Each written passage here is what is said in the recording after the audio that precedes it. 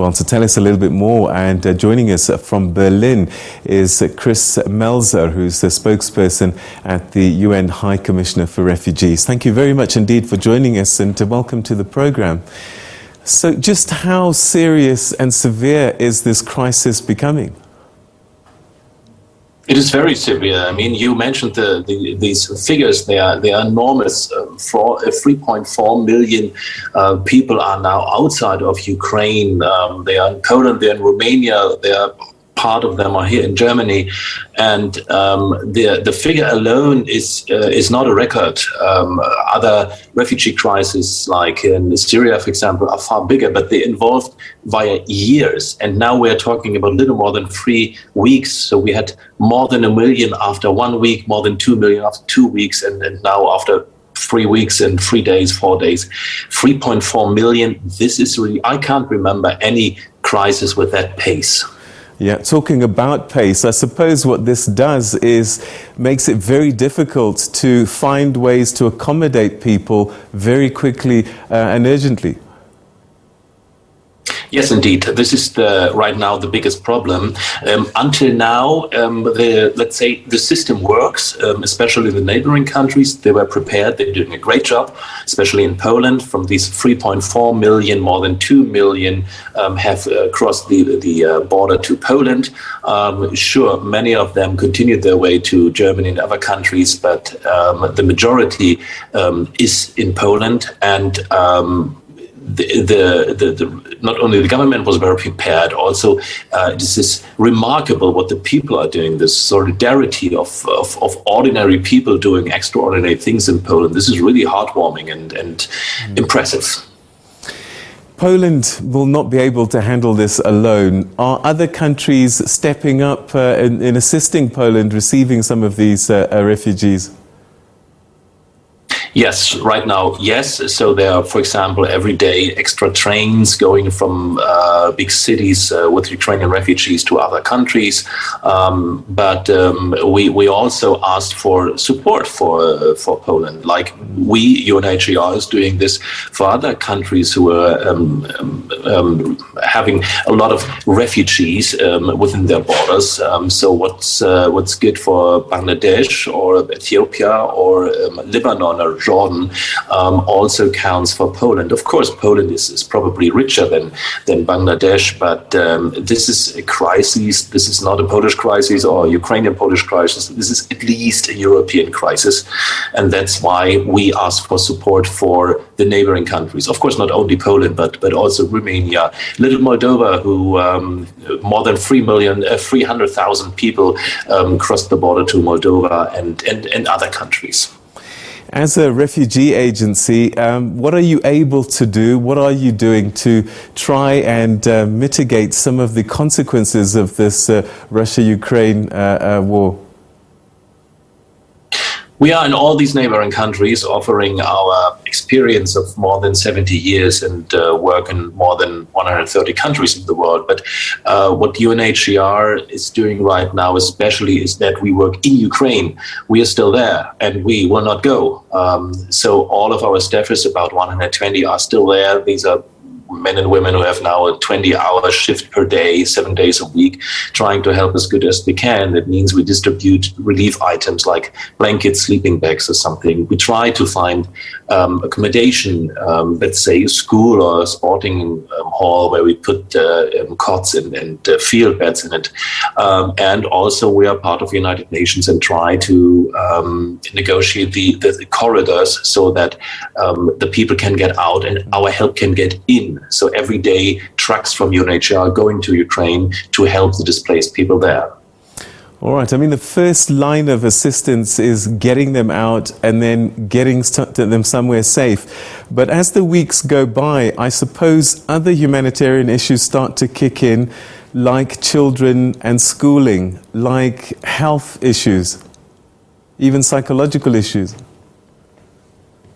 Yes, definitely. And so the first days of this crisis are over, where, as you mentioned, first warm clothes, blankets, and then accommodation. And now there might be other problems. Let's talk here about Germany, for example.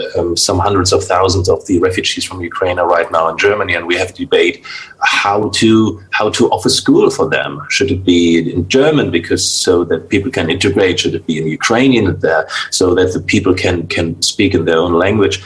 UNHCR also tries to support that. We play a role in that. But of course, we have also to say that on the driver's seat is still the country. So here, Germany or Poland or Romania, because they have the responsibility for these questions. How have you been able to assist in terms of, women and children have left first, they've left their husbands, partners back in the country. Communication must be a really difficult thing. Have you been able to assist with these families? Yes, we do. As you mentioned, the official figure from Poland is 90% of the refugees are women and children, 90%. And I'm quite sure in the other countries it's the same level. The communication is indeed very, very important. So this is a communication between the refugees and the host communities, but also, of course, we try to open channels that the people can talk to the loved ones who probably still at home. There will be challenges without any doubt, and everybody knows, it's not very naive, that this will not end in a week or something. So for European countries, if not the world, this will be a challenge for the next months, definitely. There's been an outpouring of sympathy and empathy around the world for the people of Ukraine. Have the countries receiving them warmly as well? Yes, so I'm working for UNHCR sometimes in these emergency situations, and never seen so much solidarity from the people, so that dozens of people are standing right at the border with signs like "I can help you," "I can offer accommodation," "I can offer you a ride," or something like that. I'm also not naive. Of course, this will fade.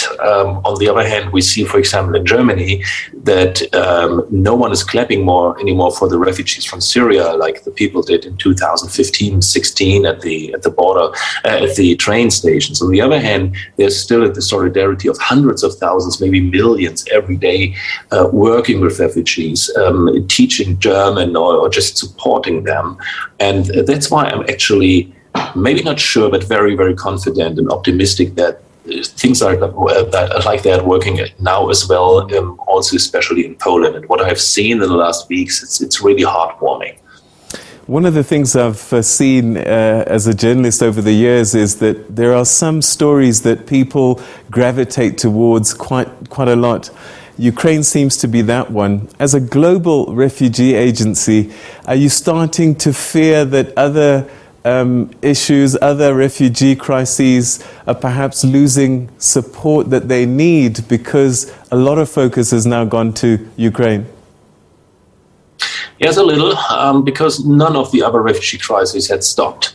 And half a year ago, the last figure was that we had 82.4 million displaced people. So refugees and also internal displaced people, 82.4 million. None of them could go home because there's another refugee crisis right now. We have seen that also half a year ago, a little more in Afghanistan, that suddenly all eyes were on Afghanistan. And there are indeed a lot of refugee crises, sometimes 30 years or older, especially in Africa, who are absolutely not in the headlines. This is indeed a pity, and we try to open the eyes of the world also for these people. But even in our Ukraine situation, UNHCR is underfunded. So even although the eyes of the world are on Ukraine, we have still not the money we need actually to work there. And this is much worse in other situations, especially in African countries. We began this conversation talking about the pace of migration, of people leaving the country. Is that about to slow down, or is it still picking up at a pace? It had slowed down.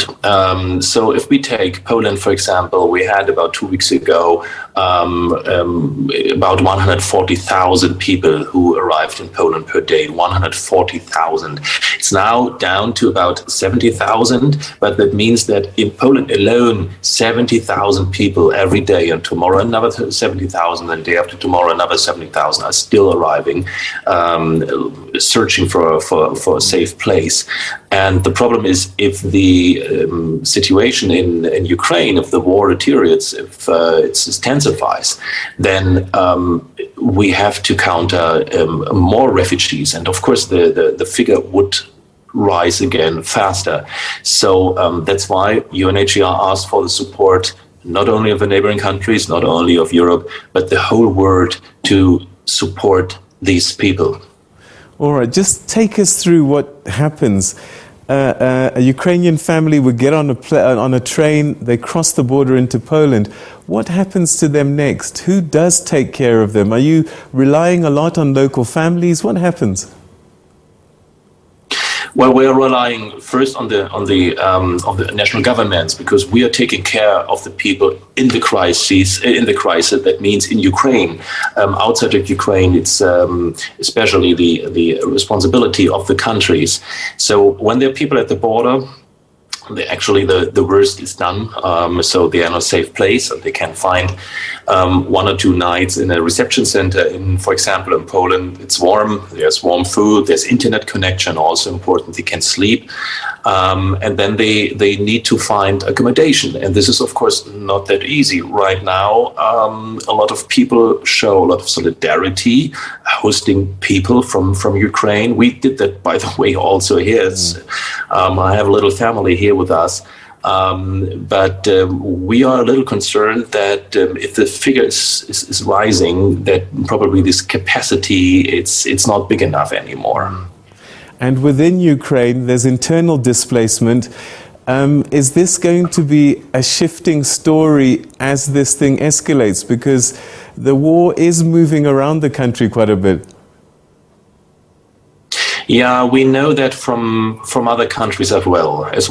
Let's take Syria, for example, and also others, that the figure of the internal displaced is very often higher than the one of the refugees. Also worldwide, it's about 20 million refugees, a little higher than 20 million, but more than 50 million internal displaced persons.